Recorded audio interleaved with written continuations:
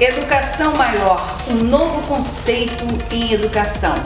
E o tema de hoje é psicologia educacional e é por isso que eu vou conversar com a psicóloga Patrícia Lima. E Patrícia, obrigada por ter vindo. Eu estou vendo aqui o seu currículo, que é riquíssimo, por sinal. Ela é consultora na área educacional e na área organizacional, pós-graduada em saúde mental, docência do ensino superior, são 2 pós-graduações, não é isso? E está agora estudando neuropsicologia. Menina, tem que estudar muito, né, Cris? Prazer meu. Eu que digo isso, seu currículo é imenso. É um prazer meu estar aqui sendo entrevistada por você. Ah, obrigada, querida. Tem que estudar muito para dar conta de tanta transformação, né? Exatamente, o mundo está se transformando com uma rapidez inacreditável. Agora, eu queria que você começasse explicando para a gente, Patrícia, que há uma certa confusão aí, parece, entre psicologia educacional e psicologia escolar, é verdade? Que tem essa confusão. E qual a diferença? Tem. Jornalista informada, você, hein?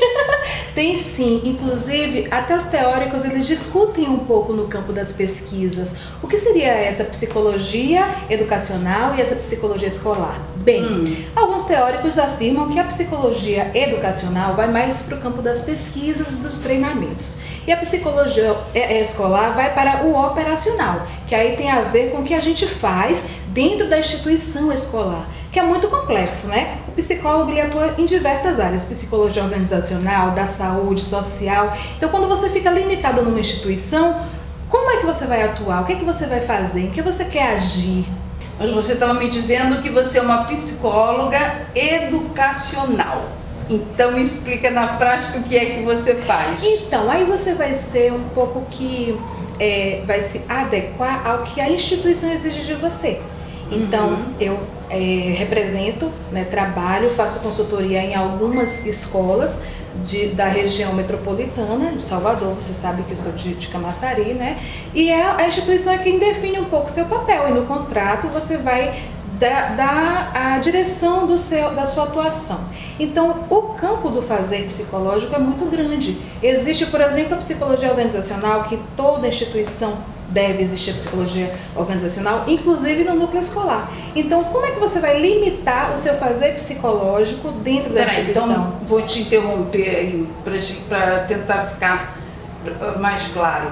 Numa escola, portanto, você atua tanto quanto com os alunos, quanto com os professores ou com os funcionários, é isso? Isso, então dentro da perspectiva da psicologia escolar, nós vamos trabalhar a tríade, né? Educadores, cuidadores, que hoje em dia nem sempre os pais estão ali sendo responsáveis por aquela criança. Às vezes são tios, são avós, são os parentes mais próximos e também o aluno. Nesse caso, as escolas, algumas escolas, elas têm faixa etária com que elas trabalham, né? 0 a 6 anos, que a gente chama de primeira infância. 7 a 12 anos, que é segunda infância.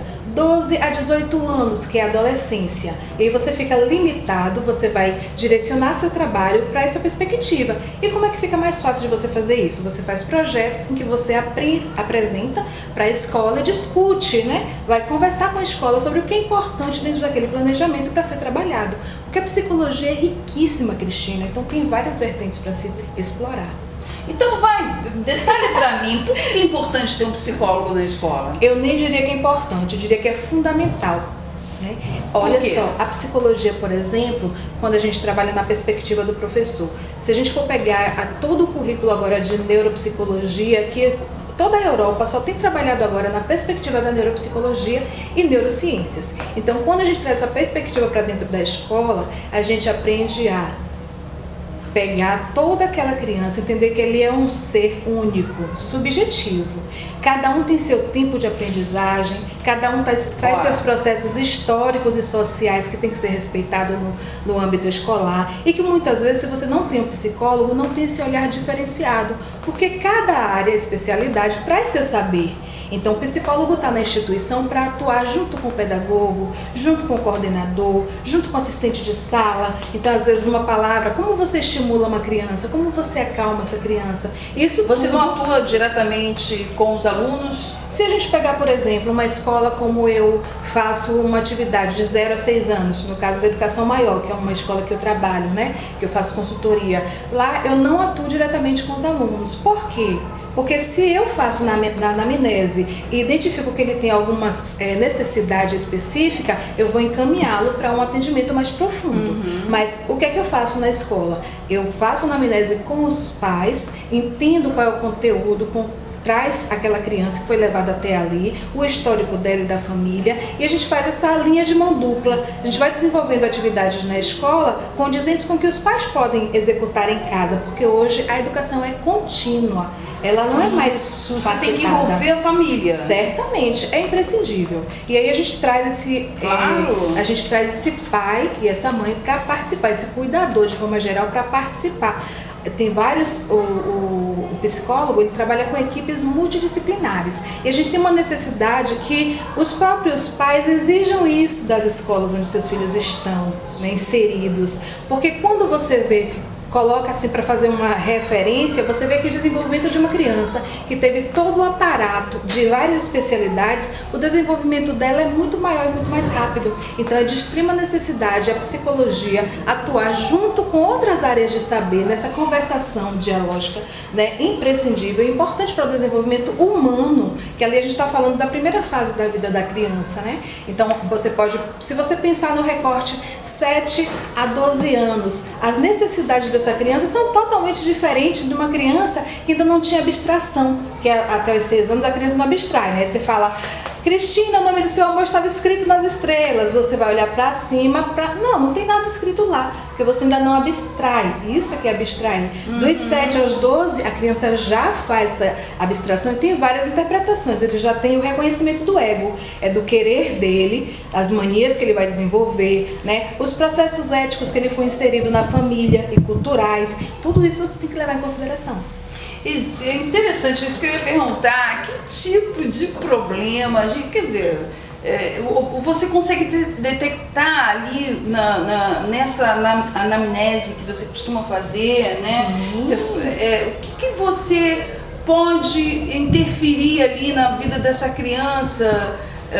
Eu digo assim, quando muito bebê ou muito criança, né, ainda. Cristina, essa pergunta é riquíssima. Porque dá margem a eu explicar um pouquinho como é que a gente pode atuar. Por exemplo, você pega uma criança de 3 a 5 anos, ela está numa fase do egocentrismo. Então, o que é que vai se manifestar nessa fase? As birras! Muitas, não é? Então, como é que você, como pai ou como mãe, que geralmente é o estresse dos pais, né? E aí bota a criança de castigo, reclama, grita, não. E a gente vai utilizar um pouquinho das técnicas para você ou inserir algo no sistema da criança ou retirar algo que o reforce para executar, eliminar esse comportamento, né? Você vai executar algo que faça com que a criança elimine esse comportamento e não é difícil não. A mesma coisa você vai para a sala de aula, né? Em alguns sistemas que eu desenvolvo, eu gosto de observar a criança no ambiente social dela. Uma criança, por exemplo, que morde muitos coleguinhas, os pais me perguntam muito isso. Como é que eu faço para o meu filho parar de morder? Né? Não é só reclamar. Se você reclamar, a criança não vai entender. Se ele não consegue nem abstrair, então ele não vai entender o seu diálogo com ele. Agora você vai ter atitudes que fazem com que aquele comportamento seja eliminado. Que atitudes são essas? Aí você vai ter que ir no consultório, ou então colocar o filho na escola. Que tem psicólogo.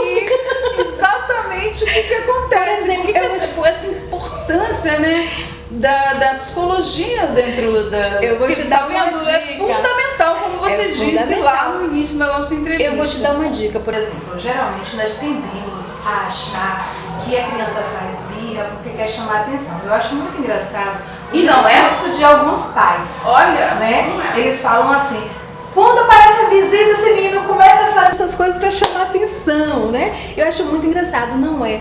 Às vezes a criança é birrenta porque ela não dorme o horário adequado, porque os pais estimulam-na incorretamente, como por exemplo aparelhos de TV, celulares, brincadeiras fora do horário, né? E isso é muito ruim. Uma criança de 3 anos, por que uma criança de 3 anos tem que estar lá com o celular? Não tem muita necessidade, né? Mas já que você deixou para ver lá alguns programas para a idade dele, espero eu que os pais ou os cuidadores tenham esse senso crítico, se você deixou, que tenha um limite de tempo.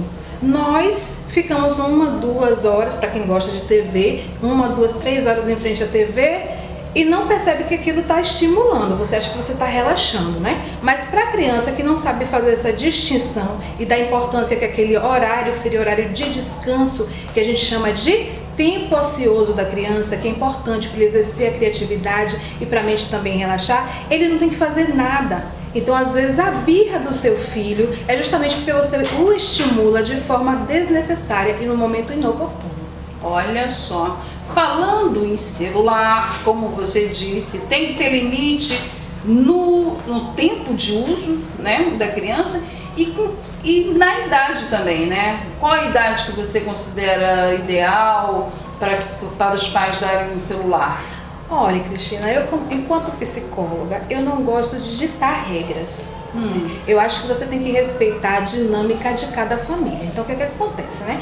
Se eu pego uma criança que eu sei, identifico que o celular é um agente motivacional para o que o pai quer extinguir. Então, eu digo, olha, é o celular que está fazendo com que antes de dormir ele não durma no horário certo, está estimulando incorretamente. Mas se não for o caso, eu trago para um contexto geral.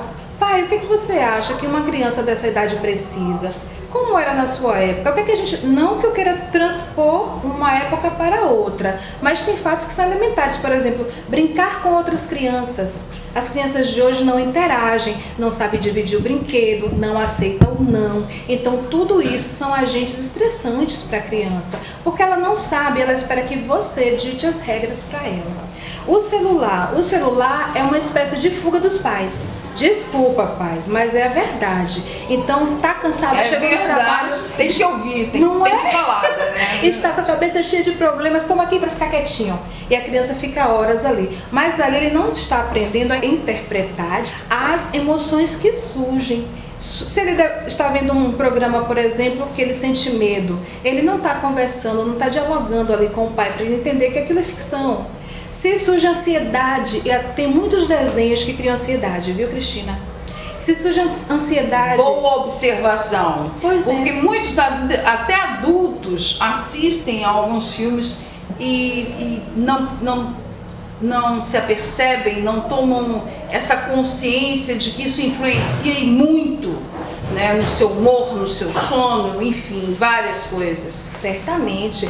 E a gente, nós psicólogos, assim como psiquiatras, nós dividimos a mente em consciente e inconsciente ou subconsciente.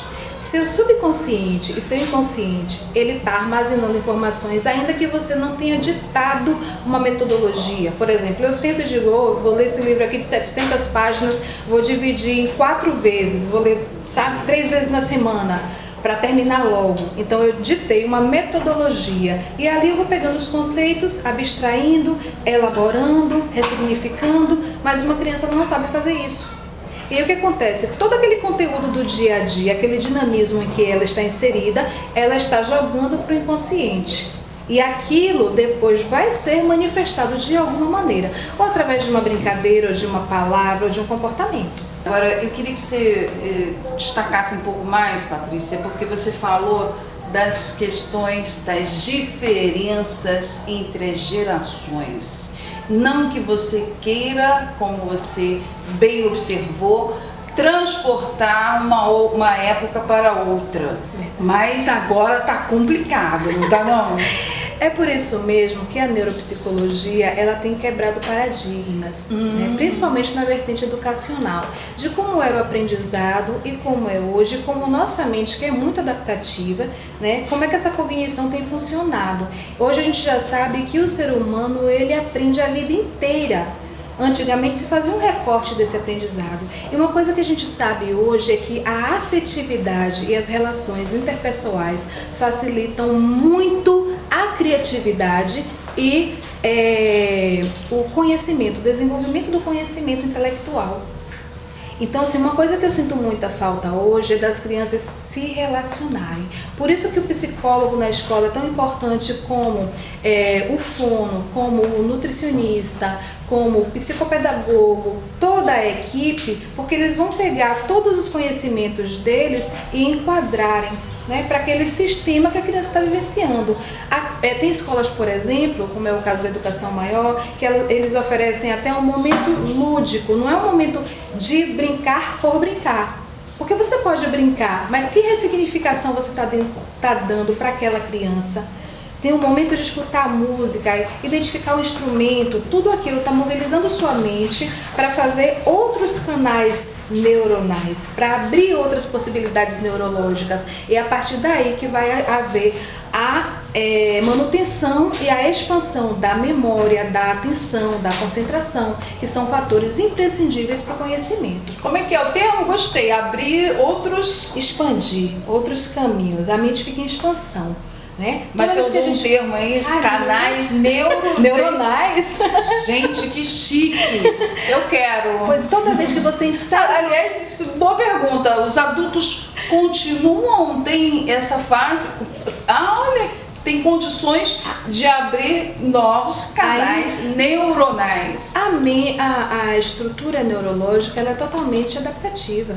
Você pode observar, por exemplo, que quando uma pessoa sofre um acidente, perde massa encefálica, ela perdeu, por exemplo, a fala, um pouco da fala, ou ela perdeu a psicomotricidade. O próprio estado neuronal, ele vai se readaptando. E a gente chama isso de neuroplasticidade. Graças a Deus, eu acredito em Deus, né? Mas graças a Deus que a ciência descobriu que a gente aprende depois dos 15, 12, 13, sei lá. A gente aprende a vida toda, Cristina. Então, assim, você quer aprender um novo idioma, aí você fala, eu não tenho talento. Aí você tem que primeiro desbloquear isso que você já pensa sobre si mesma e começar a se deparar com aquilo que você quer aprender. Quanto mais perto você está daquele objeto do seu desejo, que aqui a gente está falando de conhecer algo e especificamente uma língua, mais aquilo vai estar facilitado, porque o seu cérebro ele vai se adaptando. Você pode ver que ler é diferente de ouvir. Você lê, mas nem sempre você entende o que outra pessoa que fala um outro idioma entende. Então, você viaja para outro lugar, você já volta com outra perspectiva. O seu ouvido parece que começa a se afinar com aquela forma de falar, com aquele idioma novo. Então, o campo neurológico ele é muito rico, ele realmente entra em expansão. Ele não volta mais para o mesmo lugar, ele sempre fica maior, maior, maior, maior. E o melhor... Você não precisa ter essa preocupação de, para eu aprender uma coisa, eu tenho que jogar outra fora. Você pode guardar todas as informações, porque quando você quiser, ele vai lá acessá-las. Você já colocou lá dentro. E aí você, se é esquecido, por exemplo, tem técnicas para a gente transformar uma pessoa que é muito esquecidiça numa pessoa que acessa rapidamente a informação. É bom saber disso, porque hoje é uma queixa comum, né, das pessoas de esquecimento. Ai, meu Deus, não estou dando conta, porque o número de informações que a gente tem o tempo inteiro é muito grande. E aí, mas fica aqui dentro, então. Fica. Você é jornalista, mas agora eu vou te perguntar. É muita informação ou nós deixamos de praticar o exercício cerebral? Antigamente a gente guardava vários números de telefone na cabeça. Ninguém guarda mais. Né? O nome de todos os amigos, a gente sabia todas as datas de nascimento. Verdade. Né? Tudo na cabeça, a gente sabia o nome de todos os parentes. Tem mãe que esquece o nome do próprio filho agora. Ai, meu Deus, sério? 4 filhos, todos com M, aí diz o nome de todos para achar o que quer chamar. Sério. Então, assim, esse exercício mental ele é extremamente necessário para que você atue com facilidade nesse campo, né, da intelectualidade, da cognição, de você acessar a informação quando você quer com mais facilidade. E tudo isso é muito importante que você faça desde pequeno. É por isso que é de extrema importância o psicólogo na escola, né? Porque ele vem com o recorte dele, da área do saber dele, vem com muita sensibilidade para atuar junto com toda a equipe e fazer o diferencial. Maravilha. Muito obrigada. Eu também aprendi bastante hoje. Tenho certeza que todo mundo que viu isso aqui, essa entrevista, também aprendeu muito. Obrigada, Patrícia. Eu que agradeço, é um assunto que eu amo falar. Pena que acabou tão rapidinho. Até a próxima.